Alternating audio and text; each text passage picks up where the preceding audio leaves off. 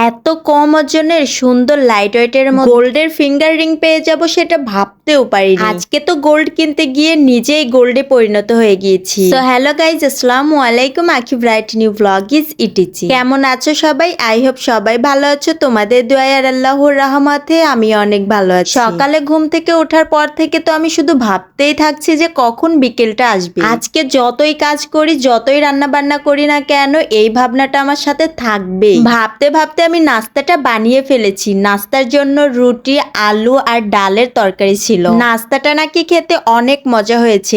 আজকে তো আমি সবকিছু মজা মজা করেই রান্না করব, কারণ যেদিন আমার কোনো কিছু নেওয়ার থাকে সেদিন তো আমি সবকিছু মজার মজার করে রান্না করি, যাতে খাবারটা খেয়ে মনোরম হয়ে আমাকে সবকিছু বেশি বেশি করে কিনে দেয়। নাস্তাটা শেষ করে মুরগির মাংসটা আমি পানি দিয়ে ধুয়ে পরিষ্কার করে নিচ্ছি। কি একটা অবস্থা! এই সময় তো গ্যাসটা খুব কম থাকে, রান্নাটা খুব কষ্ট হয়ে যায়। মানে একটা চুলাও খালি রাখিনি, একটাতে ডাল বসিয়ে দিয়েছি, আরেকটাতে ভাত বসিয়ে দিয়েছি। আমার আবার একটা স্বভাব আছে, আমি সব কাজই গুছিয়ে নিখুঁতভাবে করার চেষ্টা করি, বিশেষ করে রান্নার কাজটা তো বেশি। তাই রান্নাটা করতে আমার অনেকটাই সময় লেগে যায়। সময় লাগলেও আমার ওই ছড়িয়ে ছিটিয়ে কাজ একদমই ভালো লাগে না। এমনি সময় তো আমি মুরগির মাংসটা এমনিতেও রান্না করলে, আজকে কিন্তু আমি মুরগির মাংসটা তেলে ভেজে রান্না করব। মুরগির মাংসটা ভেজে রান্না করলে খেতে আরো বেশি মজা লাগে, তাই মুরগির মাংসটা ভেজে এখন আমি মাংসটা কষিয়ে নিচ্ছি। এটা তো সবাই জানে, মাংস যত ভালোভাবে কষানো যাবে ততই স্বাদ দ্বিগুণ বেড়ে যাবে। আজকের ওয়েদারটা তো বৃষ্টি, রোদ, মেঘলা এরকমই ছিল।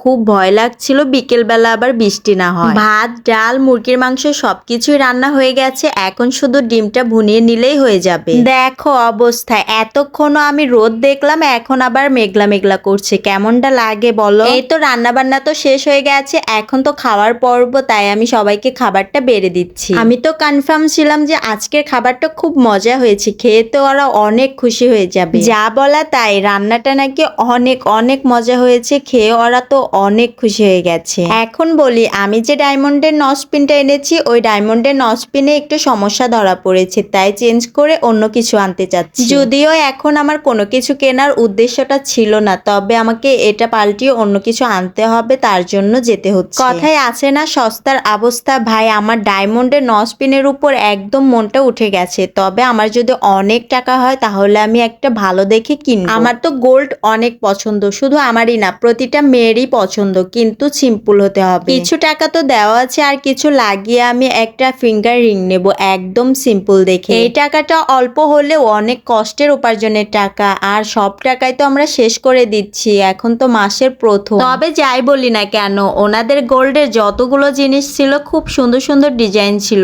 এত কম ওজনে এত সুন্দর সুন্দর ডিজাইন ভাবা যায় না। আমি তো সবসময় আমার পরিচিত মামার দোকান থেকে স্বর্ণের সবকিছু বানাই, আজকেই ফার্স্ট টাইম আমি স্বর্ণের কোনো কিছু বাহির থেকে নিচ্ছি। ওনাদের দোকানের নাম বিশাল জুয়েলার্স, আর ওনাদের ব্যবহারটা খুব খুব ভালো ছিল, আমার তো খুব ভালো লেগেছে। আমি যে ফিঙ্গার রিংটা নিয়েছি সেটার ওজনের কথা শুনলে তোমরা তো পুরাই অবাক হয়ে যাবে। মাত্র 1 আনা 2 রত্তি 7 পয়েন্টের মধ্যেই আমি হাতের ফিঙ্গার রিং পেয়ে গেলাম। এখন তো গোল্ডের আকাশ সমান দাম, এই দোকান থেকে তোমরা অনেক অনেক কম ওজনের মধ্যে অনেক কিছু পেয়ে যাবে। এর লোকেশনটা সাভার, ঢাকা নিউ মার্কেট 2য় তলায় গেলেই পেয়ে যাবে। তোমরা হয়তো বা বলতে পারো আমি প্রমোশন করছি, বাট না, ওনাদের কম ওজনের মধ্যে খুব সুন্দর ডিজাইন আর ওনাদের ব্যবহারটা ভালো ছিল, তাই তোমাদেরকে বলে দিলাম। তাছাড়া প্রতিটি জিনিসের উপর হলমার্ক করা থাকবে। আমি যে ফিঙ্গার রিংটা নিয়েছি সেটা 22 ক্যারেট 916 লেখা হলমার্ক করা আছে। দেখেছো, চোরের ভয়ে ব্যাগের ভিতর লুকিয়ে আনতে হয়েছে। আজকে তো অনেক ভিড় ছিল, তাই লুকিয়ে এনেছি। ডিজাইনটা দেখো, 1.5 আনারও কম আছে। এত সুন্দর ডিজাইন, ভাবা যায় খুব ভালো লেগেছে এই ফিঙ্গার রিংটা আমার। এখন তো আমি রিংটা আঙ্গুলে দিয়ে অনেক নং ঢং করতে থাকবো, তো এখন আমি এখানে নং ঢং করতে থাকি। তোমরা এরকম আরো নিউ ভিডিও পাওয়ার জন্য আমার চ্যানেলটিকে সাবস্ক্রাইব আর পেজটাকে ফলো করে রাখো। এ পর্যন্ত শেষ করছি। Thank you so much. ভালো থাকবা সবাই, আল্লাহ হাফেজ।